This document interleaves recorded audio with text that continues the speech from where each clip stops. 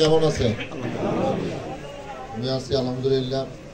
আজকে ঐতিহ্যবাহী বালিখারা কেন্দ্রের কামারখাড়া, বান্তি, বালিখারা সহ আজকে সবার শ্রদ্ধেয় সভাপতি উপস্থিত সকল আমার নানারা তো বেশি নাই, কম মনে আছে, মামারা, মামতো ভাইয়েরা আর সামনের সারি বয়োজ্যেষ্ঠ সব মুরব্বীরা এবং লাইভে আমার কথা যারা শুনছে আমার মা ও বোনেরা, সবাইকে আমি অনেক ধন্যবাদ জানাই। আমি প্রথমে কৃতজ্ঞতা জানাই পরম করুণাময় সৃষ্টিকর্তার কাছে যে আমি এখানে দাঁড়িয়ে আপনাদের সামনে কথা বলছি। প্রিয় যে মাটি আমাকে অনেক স্নেহ দিয়েছে, যে মাটি থেকে আমি বেড়ে উঠেছি, যে মাটি আমাকে এখনো আপন করে নেয়, সে মাটি এই বালিখারা, কামারখাড়া, বান্তি।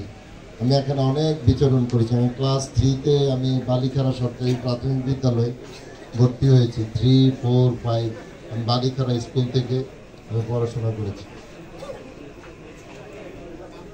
আমি অনেক ছোটবেলায় মামার বাড়িতে চলে এসেছি, যে বয়সে মানুষ নিজের মা বাবার কাছে থাকে। আমি আপনাদেরকে অনেক বেশি ভালোবাসি। আমি আর সবাই বলে, প্রথম থেকেই সবাই বলে তুমি বালিখারা সেন্টারে ফার্স্ট করো। আসলে আমি তো কোনোদিনই আমার মামারা, আমার আত্মীয় স্বজন যারাই আছেন, আমার ভাইরা, আমি কারোর সাথে কোনোদিন আমার সম্পর্কের কোনোদিন অবনতি হয়নি। আমি আপনাদেরকে যখনই দেখি আমার আপন কেউকে দেখি, আমি আপনাদেরকে শ্রদ্ধা করি।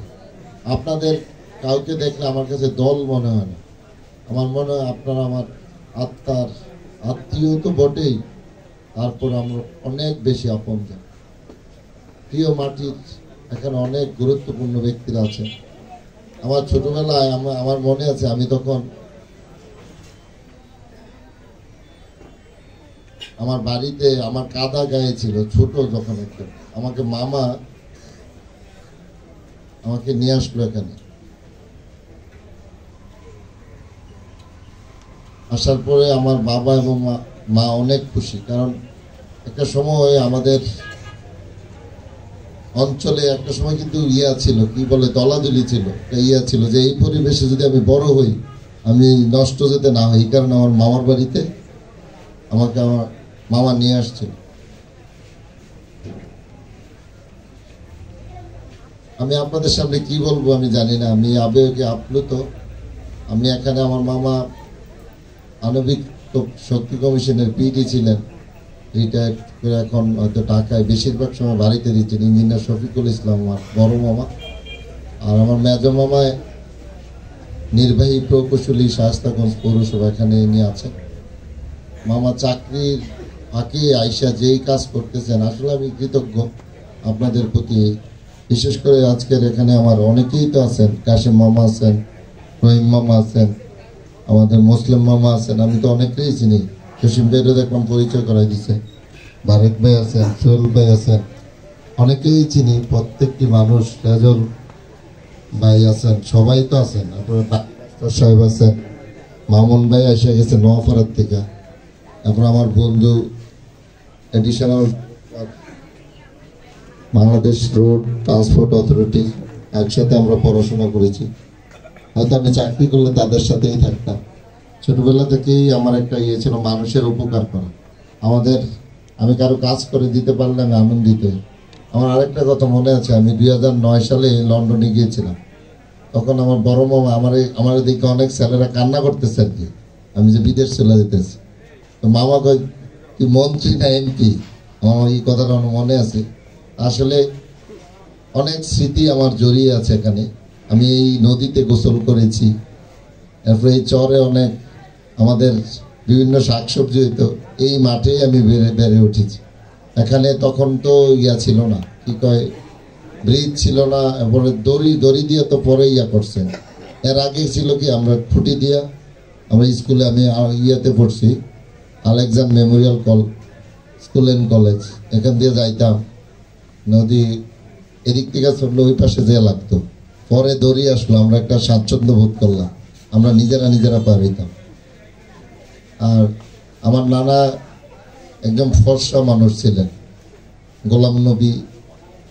নানা খুব আদর করতেন আমরা, এখানে সবাই আদর করতেন। আসলে ব্যক্তিগতভাবে আমি বলবো আপনাদের আমি স্নেহের, আপনারা আমাকে অনেক বড় করে তুলেছেন। আমি এখানে বক্তব্য দিব, আপনাদের কথা আমি শুনতে এসেছি, কারণ এশারের নামাজ প্রায় 8:30 হইলে আর সময় কিন্তু নাই, 2-3 মিনিট আছে।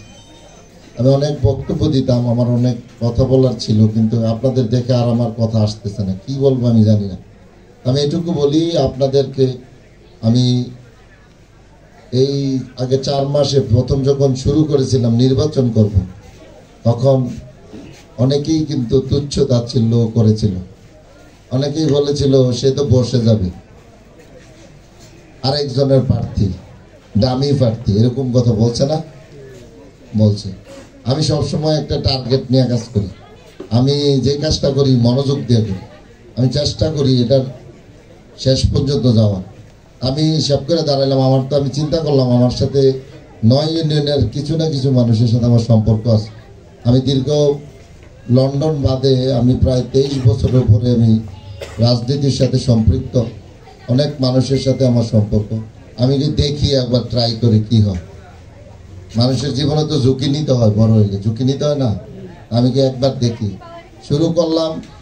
শুরু করতে করতে আপনারা দেখেন আপনাদের প্রিয় সন্তানকে বারাল্লা উত্তর একটা ইউনিয়ন পুরা 1012 লোক বসছে, বসার পরে এখান থেকে 49 জনের জুরি ভোট করছে, ওইরা 46 জন আমার পক্ষে রায় দিচ্ছে।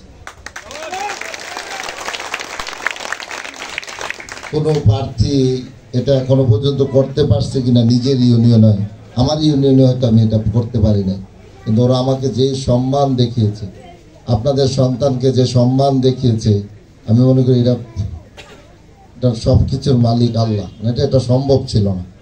আজকে আপনার বারাল্লা উত্তরে আমার সাথে কালকে পরশুদিন জনসংযোগ ছিল, কংসনগর বাজারে, আমরা বিরাট ঐতিহ্যবাহী বাজার, ওই বাজারে লাস্ট আমরা একটা উঠান বৈঠক করেছি, হাজারো জনতার ঢল। মানে আমি কথা বলতে গিয়ে আমি অনেক আপ্লুত হয়েছিলাম যে তারা আমাকে কেন এত ভালোবাসলো, কেন আমাকে বেছেলেন। আমি বলি আমি সবসময় মানুষকে সম্মান দেওয়ার চেষ্টা করি। আপনি যদি মানুষকে সম্মান দেন তাহলে কিন্তু আপনিও সম্মান পাবেন। প্রত্যেকটি মানুষ সম্মান পাওয়ার যোগ্য।